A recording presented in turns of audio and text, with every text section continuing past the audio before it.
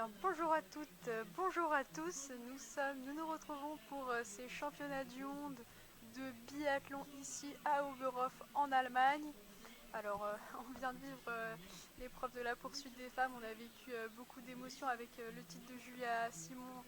Et nous nous retrouvons donc pour l'équivalent des hommes, la poursuite des hommes. Alors en fait, la poursuite c'est quoi? En fait, c'est le sprint qui détermine l'ordre de départ de la poursuite, qui conditionne la poursuite. Le sprint qui s'est déroulé hier pour les hommes. Et en fait, le classement final du sprint, il détermine l'ordre de départ de la poursuite en prenant en compte tous les écarts qui sont reconduits. Et donc la poursuite, c'est 4 tirs, hein, 2 couchés puis 2 debout. Alors que s'est-il passé pour nos Français sur ce sprint? Eh bien 5 seront au départ sur cette poursuite, hein, la poursuite qui rassemble les 60 meilleurs temps du sprint. Quentin Fillon-Maillet sera le premier Français à s'élancer. Il partira 9e à 1 minute et 9 secondes de la tête. Mais il ne partira pas seul puisqu'un autre Français est dans le même temps que lui, Antonin Guigona, qui a signé un beau et rare 10 sur 10, il faut le souligner, parce que les conditions de tir du sprint d'hier étaient assez dantesques, la visibilité était très mauvaise, exactement comme la poursuite femme que nous venons de vivre. On reviendra sur les conditions météo juste après. En 16e, ce sera le départ de Fabien Claude, et à noter que Emilien Jacquelin, qui devait s'élancer en 36e position, eh bien, ne partira finalement pas. Lui, il est double champion du monde en titre, hein, de la poursuite. Il avait vraiment d'autres espérances sur cette course et il préfère se préparer tranquillement pour les prochaines échéances des championnats du monde. C'est le staff, hein, qui a pris cette décision. Donc voilà, c'était un sprint un peu décevant pour lui, mais il espérait vraiment être compétitif. Et ensuite, le dernier Français à partir, ce sera Éric Perrault avec le dossard 49. Un Français ne s'est pas qualifié sur la poursuite, c'est à souligner, c'est Oscar Lombardo, mais de peu, il a quand même terminé 64e. Et alors devant, qui partira devant? Parce que là, nos premiers Français, il part 9e, mais devant, c'est l'armada norvégienne qui a encore frappé, quadruplé norvégien, avec en tête Johannes Bö, qui est devenu champion du monde de sprint et qui partira donc premier de cette poursuite. Il sera suivi de son grand frère Tarjei-Bø. On a un duel de frères au sommet, 14 secondes derrière. Donc les écarts sont plus grands que sur le sprint femme, hein. Ensuite, c'est sur la light grid un autre Norvégien, leur compatriote à tous les deux, qui partira avec 40 secondes de retard sur Johannes. Et le quatrième est encore norvégien, c'est Johannes Dahle, qui partira 4 secondes derrière la grid et donc 44 secondes derrière Johannes Bø. Je vous précise un petit record comme ça.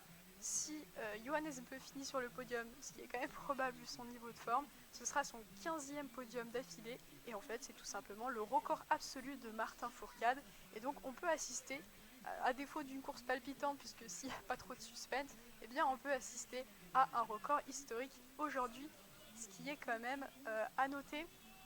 Donc pour ce qui est des conditions météo, elles sont bien meilleures. Si vous avez suivi la poursuite femme, elles sont bien meilleures sur la poursuite homme. Il y a très peu de vent, on y reviendra, et la visibilité est très bonne. Donc ça risque d'être une course assez parfaite au niveau des conditions, ce qui est un fait rare sur ce circuit d'Oberhof qui a l'habitude des conditions extrêmes. Mais on viendra sur ce circuit, je vous expliquerai tout pendant la course. Et donc voilà, je pense que je vous ai tout dit. Alors, que peut-on espérer avant de commencer de nos Français?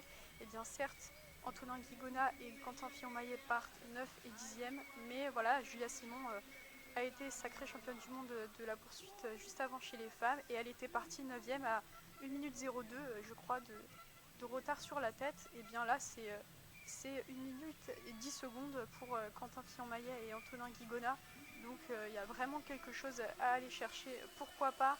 Il faudra vraiment être impérial sur le tir, mais en tout cas, les conditions pour réussir un beau tir, comme je vous le disais, sont vraiment, vraiment réunies. Et donc là, les biathlètes s'apprêtent à partir. Ils sont chacun dans leur couloir. Il y a 4 couloirs et chacun part à chaque fois autant qu'ils doivent partir, tout simplement, qui a été déterminé lors du sprint. C'est donc Johannes Bø qui va partir en premier. Voilà, il se prépare, il y a beaucoup de concentration. Ça y est, la poursuite est lancée, Johannes Bø est parti. Dans une dizaine de secondes, ce sera son frère Tariebeu qui va partir. À voir quelle stratégie va adopter Johannes Beu, qui a toujours des temps assez exceptionnels sur le ski. Ça y est, le grand frère Tarjei est parti. Ce sera au tour de sur la light grid, un autre Norvégien, de partir très bientôt. Et ensuite, ça va s'enchaîner, hein, les départs s'enchaînent sur la poursuite, ça va assez vite. Bien que quand même chez les hommes, les écarts sont un tout petit peu plus grands. Mais plus on va avancer dans les départs et plus ils vont être rapprochés. Ça y est, sur la light grid est parti un autre homme très fort de l'année dans cette Coupe du Monde, toujours très performant. Johannes Dalleux est parti 4 petites secondes derrière lui, il s'était lancé. Ensuite, ce sera l'Ukrainien Dmytro Pidruchny qui va partir, ça y est, il est parti. Et ça, c'est une très belle surprise quand même du sprint. Il a fait une très belle course et il sera quand même à surveiller hein, parce qu'il a été très performant. Voilà, ensuite ça s'enchaîne. Vetle Christiansen est parti. Andrzej Rastorguyev aussi. On attend et ça y est, les Français sont partis, y compris Fabien Claude. En tout cas, Quentin Fillon-Maillet, Antonin Guigona, Fabien Claude avec Claude Sarcez est parti. On va attendre les départs de Éric Perrault. Hein. Il restera public parce qu'Emilien Jacquelin ne fait pas la course. Donc là, la tête de la course va arriver dans une partie boisée avec beaucoup de voilà, Johannes Beu passe dans une descente qui est dans une partie dans la forêt avec les sapins. C'est une partie assez sombre, hein, assez particulière, une ambiance assez spéciale de traverser tous ces sapins. Voilà, il va passer dans une longue descente avant de rejoindre la deuxième partie du circuit qui est complètement différente. Johannes Beu seul en tête. En tout cas, la visibilité est très bonne, les conditions sont belles. La neige est très bonne aussi, on n'en a pas parlé, mais elle est assez compacte, elle est assez idéale. Un peu d'humidité, mais c'est parfait. Et c'est un parcours qui a beaucoup de relances, hein, de courtes montées. Par exemple, Johannes Beu va entamer une montée très courte et très raide. Les difficultés s'enchaînent sur ce site d'Oberhof, c'est une des particularités. Et il est passé à l'intermédiaire des 1.1, ça y est, on va attendre son frère Tarjei, à quelle distance il va partir. On rappelle, voilà, il est parti avec, Tarjei Beu est passé avec 20 secondes de retard sur son frère Johannes à l'intermédiaire des 1.1, en sachant qu'il était parti avec 15 secondes de différence. Donc Johannes Beu a déjà pris 5 secondes pour vous dire à quel point ses performances en ski sont assez exceptionnelles. Donc voilà, il faut savoir bien gérer son effort sur ce site, dans les montées qui sont courtes, raides et qui s'enchaînent. Alors, sur la light grid est passé avec 46 secondes de retard sur Johannes Beu. Johannes Dalleux, 47 secondes de retard, donc ils skient globalement tous les deux. La grille des Dalleux, il y a eu un petit regroupement.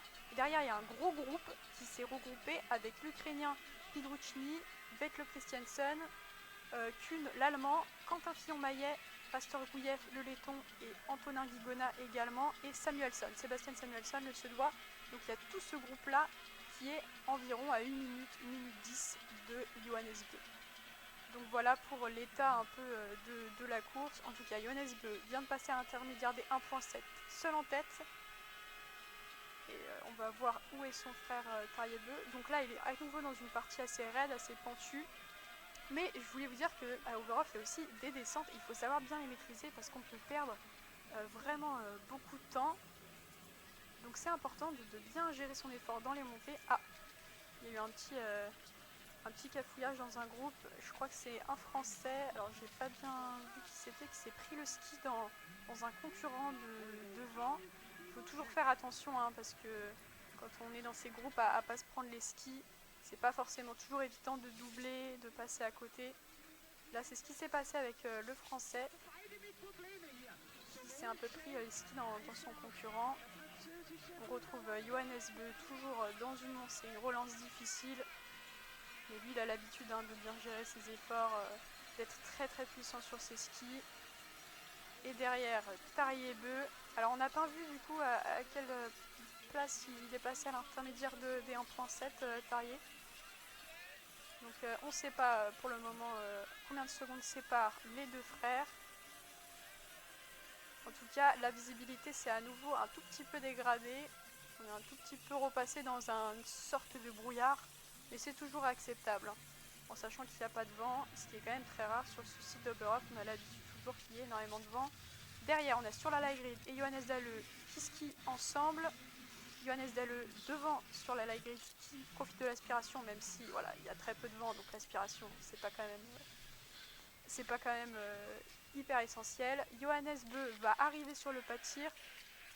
Donc, je vous disais qu'il y avait toute une partie dans la forêt, mais après dès qu'on arrive sur le pas de tir, certains biathlètes comparent ça à une arène où on rentre et il y a tout le public qui est un peu en hauteur, qui fait beaucoup de bruit toujours à Oberhof.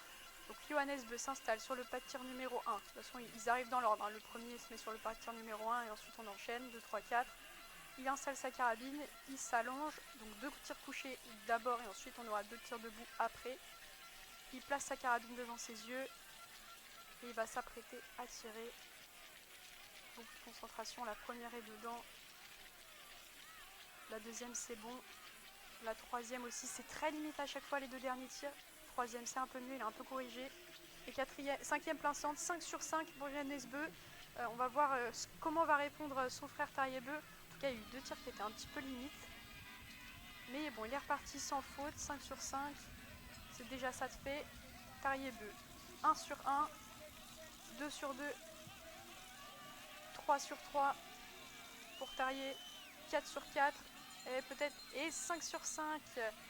Et voilà, ils font pour l'instant des excellentes performances. Il n'y a pas du tout de vent, donc c'est très possible que les 5 sur 5 s'enchaînent et qu'il y ait assez peu d'erreurs finalement sur en plus le tir couché qui est le plus facile des deux. Leigrid et Dahle qui sont arrivés avec tout le groupe derrière. 4 sur 5 pour Leigrid en attendant son dernier tir. 5 sur 5 pour sur la Leigrid. Quentin Fillon-Maillet a commencé avec une faute. 2 fautes pour Quentin Fillon-Maillet. Johannes Dahle est aussi reparti avec un 5 sur 5. Pedrouchny, l'Ukrainien, 5 sur 5, avec le Christiansen également. À Fillon-Maillet, c'est un peu difficile, a un peu perdu sa concentration. Kuhn, 5 sur 5, Fillon-Maillet, 3 fautes, il va aller tourner 3 fois sur la note pénalité. 5 sur 5 pour Antonin Guigonard, Sébastien Samuelsson, 5 sur 5.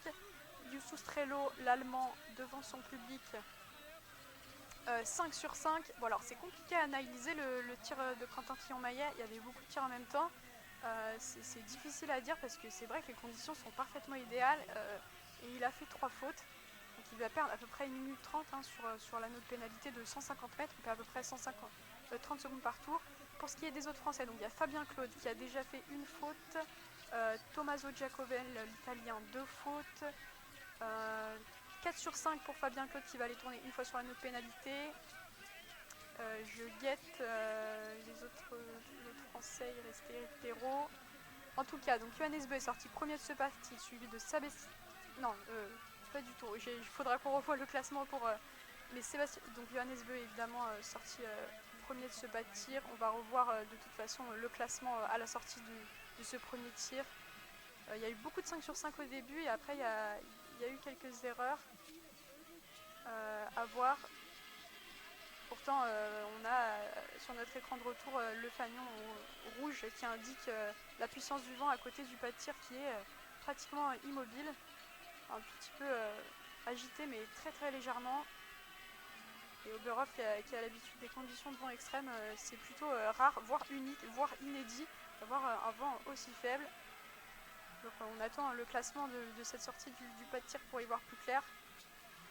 Voilà, alors Johannes Bö est ressorti premier devant son frère Tarier Bö, sur la Leigrid et Johannes Dahle, les 4 premiers sont à changer. Pedrouchny, l'Ukrainien, Christiansen, un autre Norvégien, Johannes Kuhn, 7ème, Sébastien Samuelsson, 8ème. Voilà pour les 8 premiers.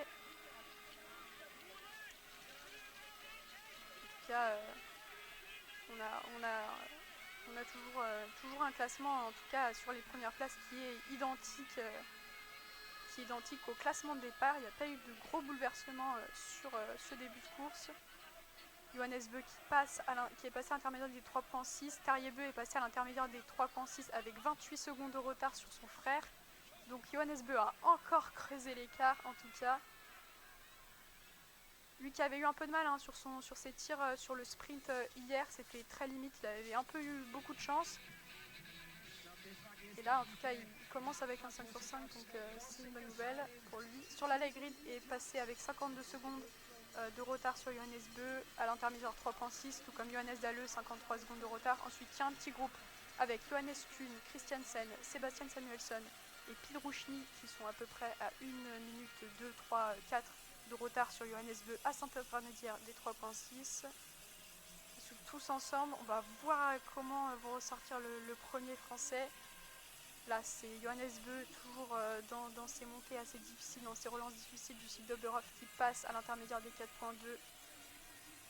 Voilà, en tout cas, il a déjà une marge de manœuvre et de l'avance et il peut déjà gérer son effort dans toutes ses parties ski, tout en essayant de creuser l'écart parce que c'est sa spécialité, hein, le ski. Et à nouveau, il y a une visibilité qui s'empire un peu. Il y a eu un moment de flottement où la visibilité était bien meilleure entre la course des femmes et des hommes. Et à nouveau, on a pas mal de brouillard, mais toujours pas de vent, donc ça reste quand même des bonnes conditions. Tariebeu est passé avec 30 secondes de retard sur son frère à Saint-Intermédiaire des 4.2, donc il a encore perdu à peu près 2 secondes. Et ensuite, on attend sur la light grid et Johannes Dalleux à cet intermédiaire. Mais pour le moment, on suit Johannes Beu avec son maillot jaune de leader de la classement général de la Coupe du Monde qui se déroule toute l'année, chaque week-end, où les biathlètes vont engranger des points chaque week-end. Et ensuite, ça donne un classement. Donc, il a son maillot jaune de leader de classement général de la Coupe du Monde. Donc, Dalleux et Laigris sont passés avec 55 secondes de retard sur Johannes Beu à cet intermédiaire des 4.2. Une dizaine de secondes derrière, il y a tout le groupe Kuhn, Christiansen, Samuelsson et l'Ukrainien Pidrouchny, donc qui skie à 4. Et Antonin Guigona est pour le moment 9ème à 1 minute 19 de la tête. Donc il est parti 10ème, maintenant il est 9ème. À voir comment la course va se poursuivre, mais forcément la course est encore longue et il peut y avoir encore beaucoup de rebondissements. Alors qu'on va bientôt arriver sur le deuxième tir devant ce public en feu allemand qui est très nombreux et très présent sous les yeux de Siegfried Mazé, le coach français des Norvégiens, qui va regarder attentivement le tir de Johannes Beu qui s'apprête à s'installer sur le pas de tir numéro 1. Voilà, il enlève sa carabine de son dos, il charge son arme avant de la présenter devant ses yeux. Voilà, on rappelle, c'est 4,5 cm la largeur de la cible sur le coucher. Sur le debout, ce sera 11,5 cm.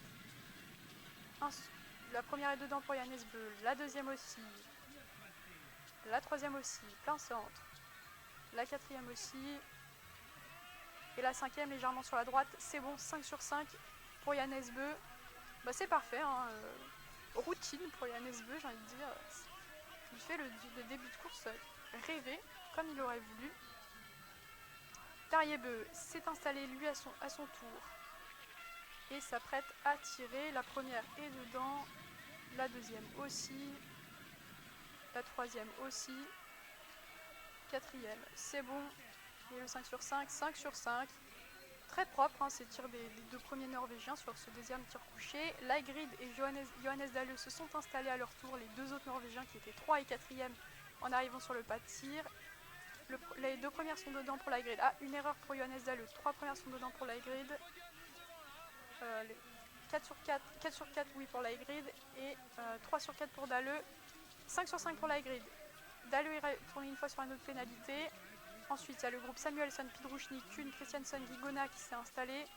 3 sur 3 pour Pidrouchny, 3 sur 3 pour Samuelsson. Pour le moment, pas d'erreur. 5 sur 5 pour Pidrouchny, 5 sur 5 pour Samuelsson. Tout ça, c'est une super performance. Kuhn, 5 sur 5, l'Allemand. 5 sur 5, Christiansen. Une erreur pour Antonin Guigona qui n'a pas encore tiré toutes ses tirs. 2 erreurs pour Guigona qui ira tirer 2 fois sur la même pénalité. Il va perdre à peu près 1 minute.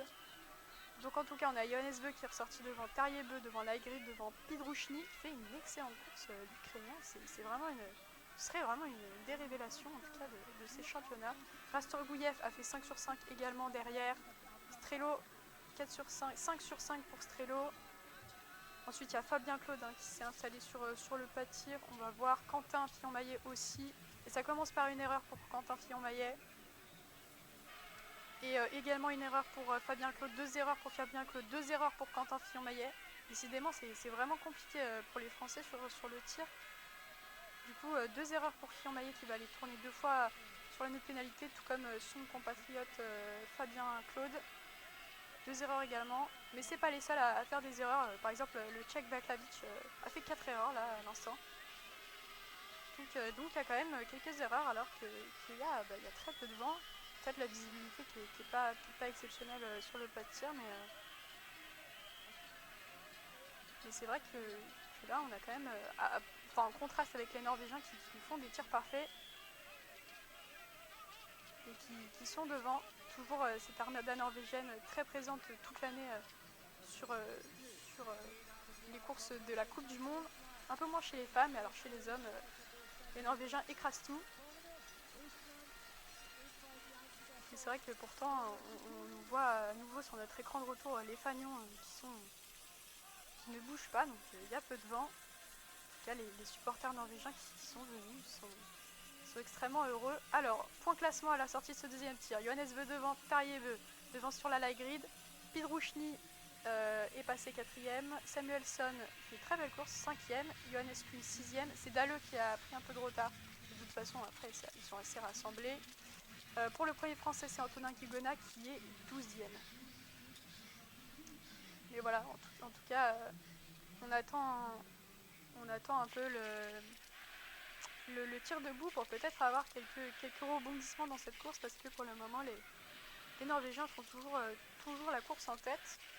Il y a quand même l'excellente performance de Pidruchny, l'Ukrainien. Voilà, qu'on surveille depuis le début de la course et de ses championnats.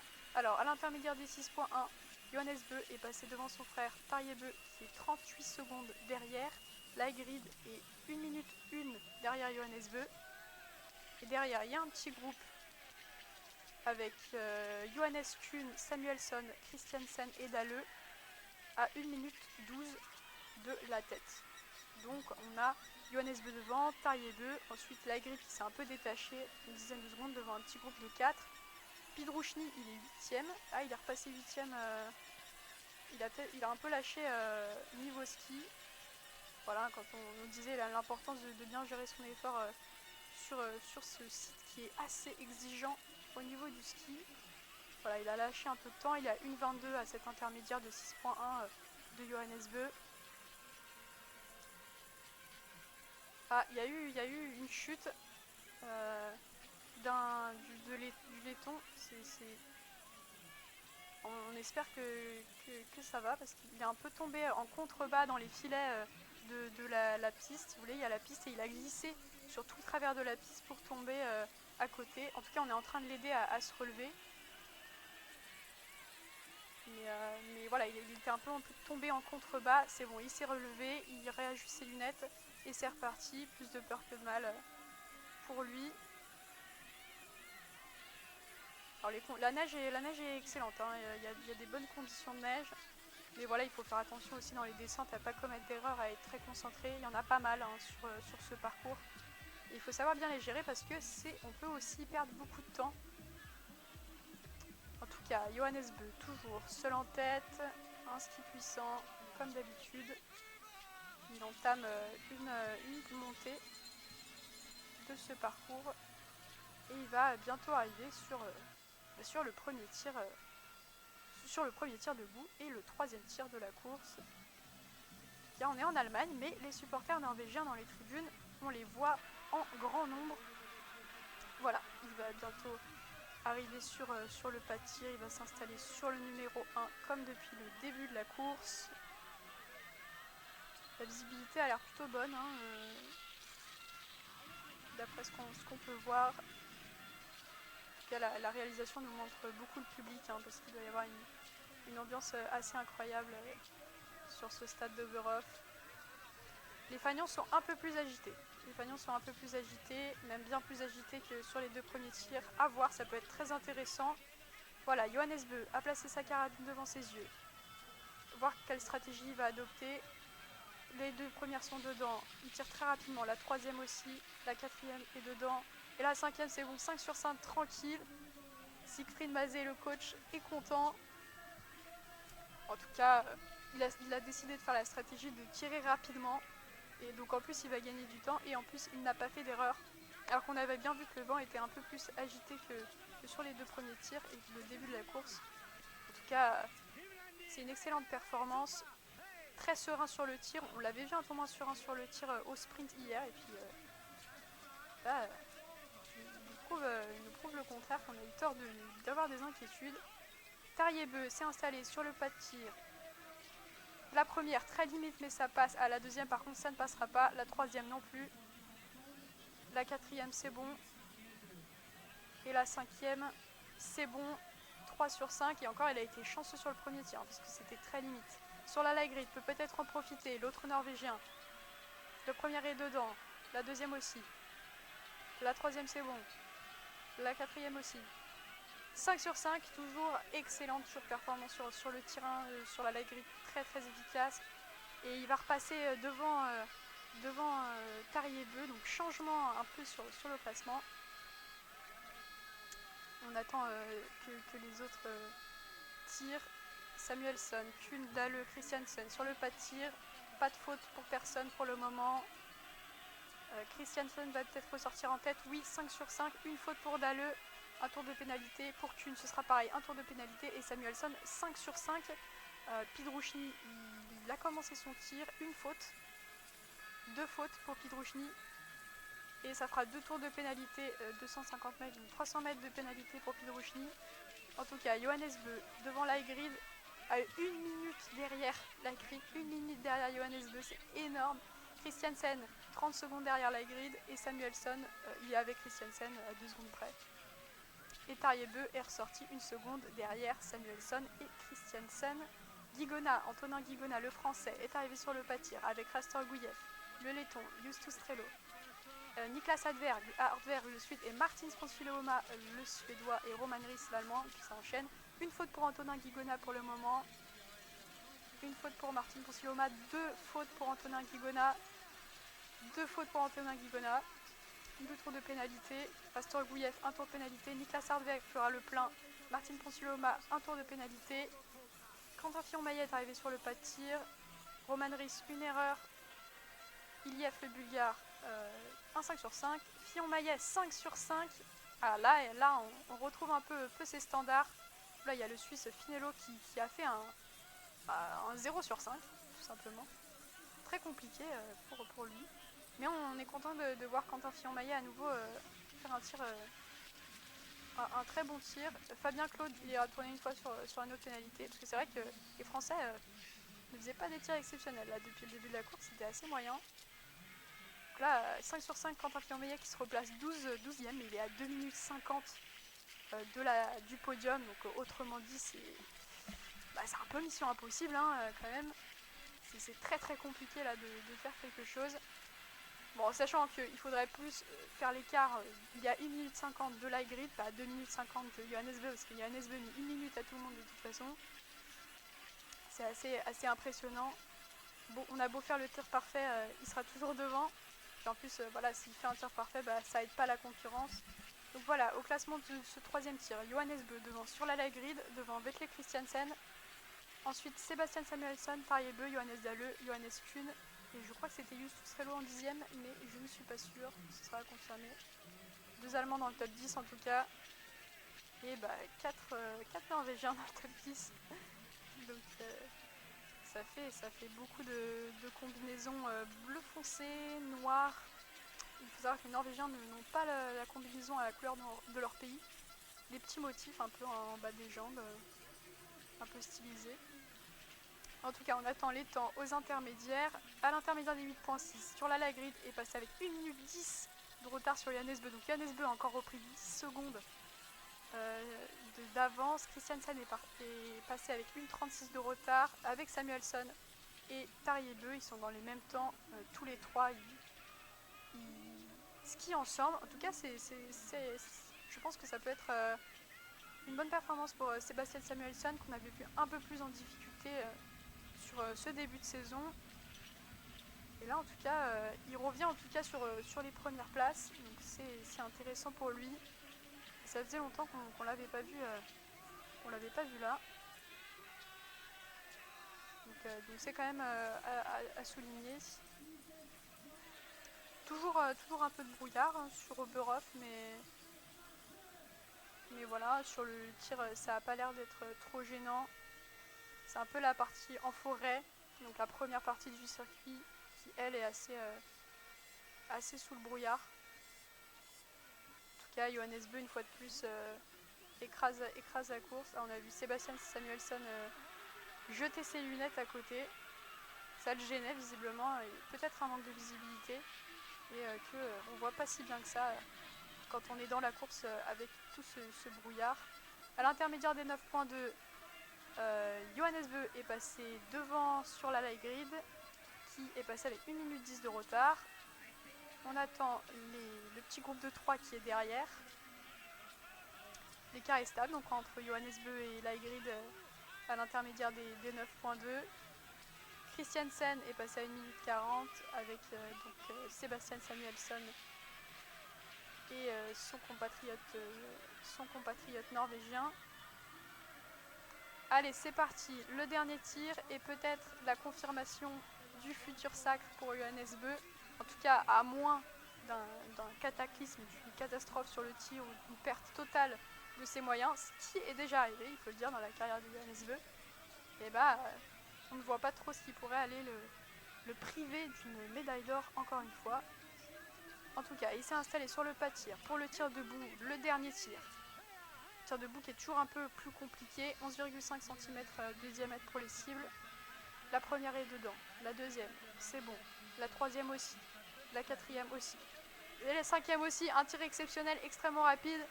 Alors là, mais que dire, 20 sur 20, et quel 20 sur 20, tir parfait.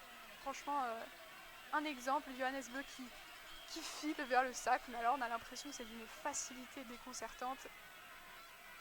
C'est assez exceptionnel à quel point il a écrasé cette course. Il a même levé le poing en direction du public. Un tir extrêmement rapide, c'est vraiment extraordinaire d'avoir une telle légende qui pousse le sport si loin dans ce championnat. Mais alors c'est injouable pour les autres, il n'y a pas de concurrence possible.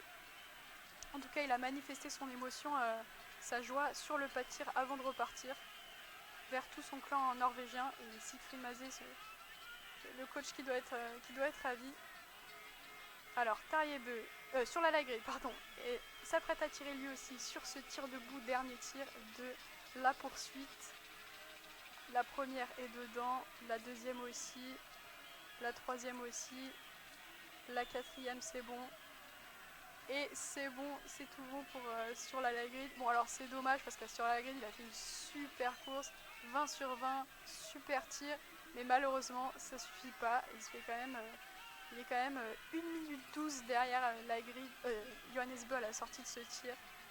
Rien à faire, et pourtant 20 sur 20, et pourtant super course. Alors Samuelsson, Tarjei Bø et Christiansen sont sur le pas de tir pour leur dernier tir. Une faute pour Tarjei Bø, une faute pour Sébastien Samuelsson, 2 fautes pour Tarjei Bø, une faute pour Christiansen. Ah, il y a un peu plus de fautes, alors qu'il y a quand même la concurrence pour le podium. Alors, Tarjei Bø est ressorti, mais il va faire 2 tours de pénalité, tout comme Samuelsson, tout comme Christiansen, 2 tours. Johannes Dahle peut en profiter, le Norvégien qui vient d'arriver sur le pas de tir, avec Johannes Kuhn, l'Allemand. Une faute pour Johannes Dahle.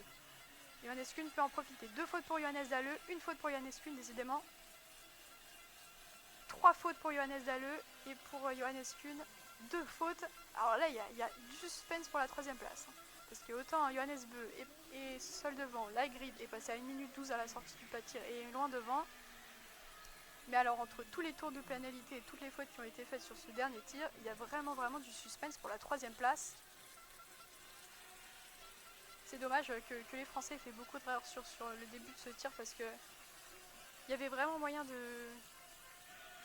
d'aller chercher, de faire quelque chose. Donc au final, c'est Quentin Fillon-Maillet est arrivé sur le pas de tir, pour le moment une faute. Donc c'est Tarjei Bø qui est sorti devant à la sortie de l'anneau de pénalité. suivi de très près par Sebastian Samuelsson et Vetle Christiansen. Alors j'ai un peu loupé la fin du tir de Quentin Fillon-Maillet, il avait fait une faute quand Antonin Guigona est arrivé sur le pas de tir également. Et de toute façon, voilà, c'est tout espoir de podium et ça relèverait du miracle pour les Français. Mais en tout cas, il y a une vraie lutte pour le podium entre Samuelsson, Christiansen, Tariebeu, Pidrouchny, l'Ukrainien et Kuhn sont ressortis 6 à 7e, à environ 3 minutes de Johannes Beu. En tout cas, voilà, on peut avoir une vraie lutte pour le podium. Fabien Claude qui est sur le pas de tir, il va aller tourner 2 fois sur un autre pénalité. Johannes Dalu est ressorti 9e, Justus Trello 10e, Roman Ries 11e. Alors qu'on revoit sur notre écran de retour vraiment le sourire et la joie de Johannes Beu déjà. Alors souvent on manifeste sa joie quand on arrive à la fin et lui il peut déjà célébrer. Alors Johannes Beu devant Sturla Lägred, devant Tariebeu, devant Sebastian Samuelsson, devant Vetle Christiansen à la sortie de ce pas de tir. Donc voilà, il y a du suspense pour le podium quand même, pour cette 3e place. Ils sont regroupés les 3, 4 et 5. On va voir quelle stratégie ils vont mettre en place. Est-ce qu'ils vont s'attaquer maintenant? Est-ce que ce sera un sprint final à l'arrivée? Il y a du suspense. Alors que c'est Tariebeu qui décroche un peu. Il a laissé quelques mètres à ses concurrents, à ses deux concurrents devant qui prennent un peu large. Ils sont dans la descente. Voilà, donc on va voir ça. Comment ça va se passer.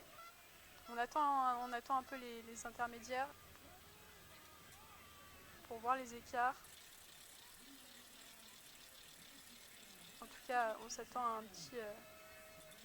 un petit duel. Voilà, alors à l'écart du 11 km 1, Johannes Beu est passé donc devant Lägred qui a 1 minute 16 de retard, mais bon, ça ne nous intéresse plus parce que c'est figé. Tariebeu est passé à 2 minutes 20 avec Sebastian Samuelsson et on le disait Vetle Christiansen. Ah oui, non, je vous ai dit que c'était Tariebeu qui avait un peu perdu quelques mètres, mais non, c'est Vetle Christiansen qui a perdu quelques mètres. Donc disons qu'il est à quelques secondes derrière. Il a un peu craqué sur ce dernier tour. Donc s'il ne revient pas, la 3e place va se jouer entre le Suédois Sebastian Samuelsson et le Norvégien Tariebeu.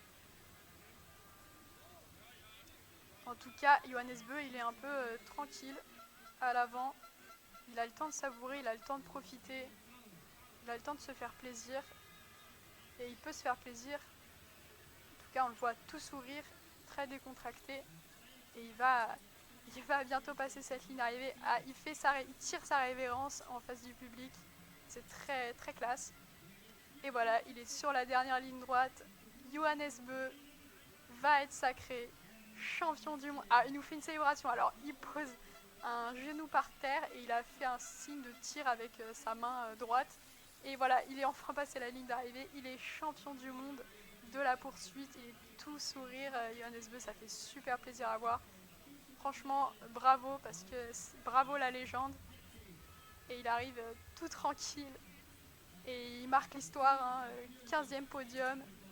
Record de Martin Fourcade égalé. Et il a encore le temps de le battre sur les prochaines courses.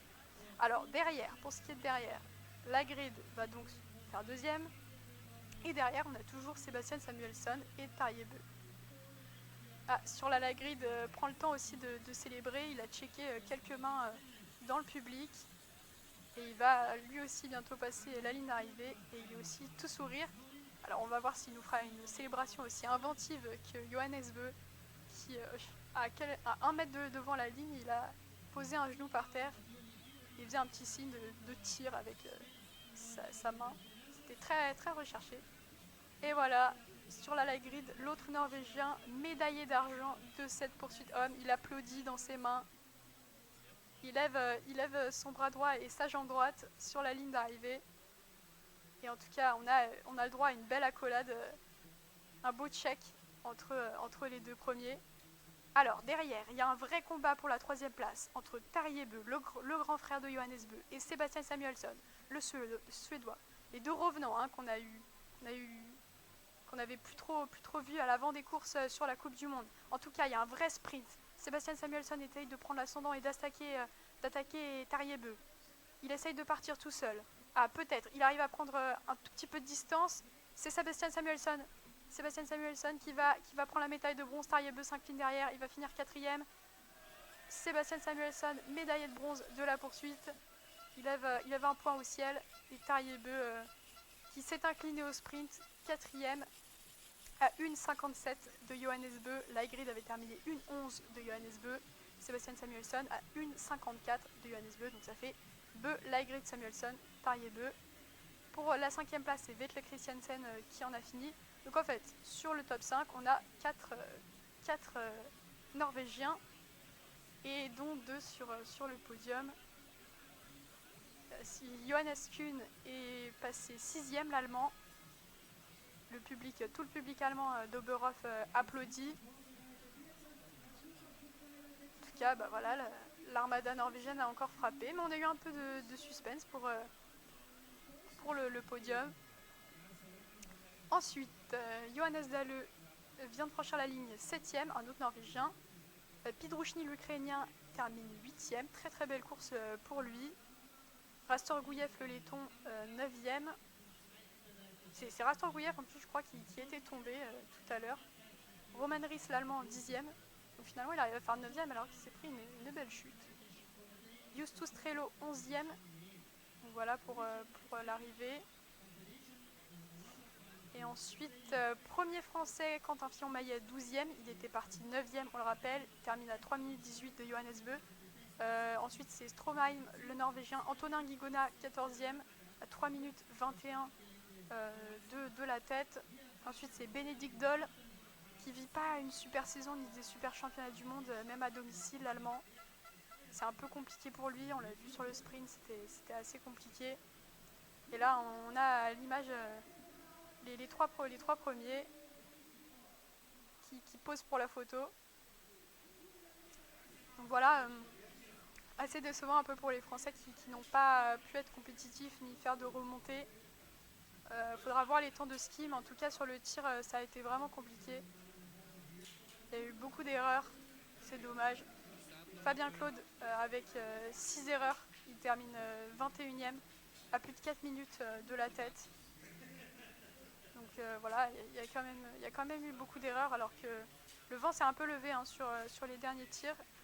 J'ai pas trop fait attention à la puissance du vent sur le dernier tir, mais en tout cas au début quand même il était quand même très calme sur les tirs couchés. Et pour Oberhof, c'est vraiment très très rare.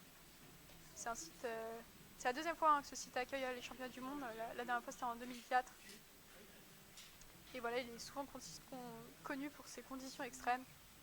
Et là aujourd'hui, à part un peu de brouillard, c'était quand même des bonnes conditions, de la bonne neige, un super public. Mais malheureusement, voilà, ça n'aura pas vraiment souri aux Français. Après, c'est pas grave, hein, il reste des courses sur ces championnats du monde. Éric Perrault vient d'arriver 32ème. Il reste des courses. Et puis on rappelle que la France a déjà pris une médaille sur ces championnats du monde. Ils avaient très bien commencé d'ailleurs ces championnats avec la médaille de bronze sur le relais mixte. Mais voilà, forcément quand tu te positionnes pas très bien sur la poursuite, c'est un peu compliqué. Et sur le sprint, c'est un peu compliqué d'être compétitif sur la poursuite. On revoit la célébration de Johannes Bø. En fait, je ne sais pas si c'était un tir qu'il faisait avec sa main droite ou s'il pointait quelqu'un, mais voilà, c'était très très original. Mais voilà, il aime bien faire ce genre de petites célébrations et de s'amuser un peu, Johannes Bø. On voit qu'il prend en tout cas du plaisir. Si c'était bien un tir avec sa main droite, il se met en position de tir. Et il peut, parce que 20 sur 20, c'était vraiment une super performance. Donc voilà, on fait peut-être un petit rappel du classement avant de se quitter. Comme je l'ai dit 1000 fois, Johannes Bø s'est imposé sur cette poursuite. Il est champion du monde. Derrière, Sturla Laigrid, son compatriote, Derrière, il y a eu le petit sprint, on s'en souvient, entre Sebastian Samuelsson et Tarjei Bø. Sebastian Samuelsson a pris le meilleur dans la dernière ligne droite sur le Suédois, alors qu'on a vraiment une déception hein, pour les Français. Le premier Français, c'est Quentin Fillon-Maillet, qui finit 12e et surtout 13 sur 20. Donc c'est vrai que c'est assez décevant. Et voilà, mais c'est le meilleur temps de ski. Meilleur temps de ski quand même. Ah, c'est voilà, à noter quand même que Quentin Fillon-Maillet termine 12e avec le meilleur temps de ski. Donc c'est quand même une déception et malheureusement lui qui est si solide sur les tirs et qui est un peu en recherche de sensations sur ses skis, voilà, c'est un peu le tir qui lui a fait défaut aujourd'hui. C'est vraiment dommage. Antonin Guigona 15 sur 20, Fabien Claude 14 sur 20, Éric Perrault 16 sur 20. Qu'on a quand même beaucoup de fautes, un peu loin des habitudes, mais bon voilà, il peut y avoir aussi beaucoup de raisons peut-être à voir. Qu'est-ce qui s'est passé en fait pour les Français. Mais en tout cas c'est un jour assez historique pour le biathlon norvégien et encore une fois pour Johannes Bø qui a une fois de plus écrasé cette course. En tout cas merci à tous et à toutes de m'avoir suivi et d'avoir suivi cette poursuite à mes côtés. C'était un vrai plaisir, surtout pour une course comme ça où il y a finalement eu un peu de suspense par rapport à ce qu'on aurait pu croire. N'hésitez pas à nous faire tous les retours que vous voulez sur les dispositifs via nos pages Facebook et Instagram ASA France. Vous pouvez également suivre nos chaînes Twitch et YouTube. N'hésitez pas à vous abonner. Vous retrouverez de toute façon cette course sur la chaîne YouTube d'ASA France. Merci beaucoup à vous. Au revoir tout le monde.